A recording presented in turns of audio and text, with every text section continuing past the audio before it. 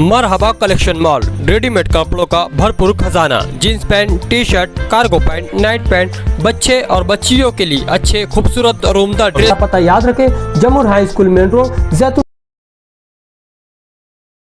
Doctor Nausheen और उनके शौहर, इनका जब 8 सितंबर को एमसीआर हुआ तो उसके बाद उन्होंने पहला bail application Malegaon district and session court में दायर किया।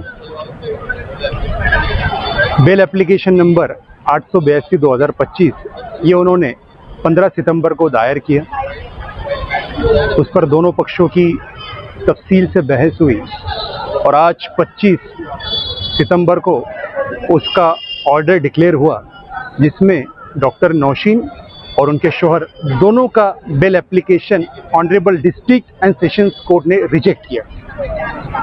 कोर्ट ने उसमें रीजनिंग्स एंड फाइंडिंग्स में ऐसा मेंशन किया कि भले ही एफआईआर के अंदर ये दोनों का नाम ना हो, बट जब बच्ची का स्टेटमेंट हुआ, सप्लीमेंट्री स्टेटमेंट हुआ और 164 का स्टेटमेंट हुआ और एक कॉर्पोरेटर ने जो स्टेटमेंट दिया और इनके जो देवर हैं आरोपी नंबर 2 के और आरोपी नंबर 3 के जो सगे भाई हैं, उन्होंने भी इस बारे में खुलासा किया, तो कोर्ट ने इन सब बात को मानते हुए और हमारी बहस को कंसिडर करते हुए आज यानी 25 सितंबर 2025 को 6:04 पर ये दोनों के बेल एप्लीकेशन पर फैसला सुनाते हुए इनका बेल एप्लीकेशन रिजेक्ट किया।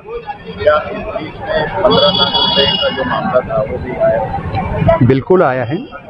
15 लाख रुपए की अमाउंट जो है वो नदीमुद्दीन अलीउद्दीन यानी नदीम फिटर, उन्होंने इनके साथ में इनके कन्नाई वंश में यानी इनके संगनमत में यूसुफ इलियास से हासिल की थी और अब तक वो अमाउंट के बारे में कोई भी अपडेट नहीं मिला है। वो अमाउंट का अब तक कोई भी ट्रेस नहीं हो पाया है, तो इसके लिए आरोपी नंबर 4 नदीमुद्दीन अलीउद्दीन का अरेस्ट होना बहुत ज़रूरी है। उनका कस्टोडियल इन्वेस्टिगेशन एंड इंट्रोगेशन बहुत ज़रूरी है। उसी के बाद ये अमाउंट का और बाकी आरोपियों का खुलासा हो पाएगा और चार्जशीट अब तक दाखिल होने में काफ़ी वक्त है। अभी तो इन्वेस्टिगेशन प्रिलिमिनरी स्टेज पर है। अभी मल्टीपल विटनेसेस एग्जामिन करने बाद उनका स्टेटमेंट रिकॉर्ड करना बाकी है। इस बुनियाद पर आज कोर्ट ने उनका बेल एप्लीकेशन रिजेक्ट किया।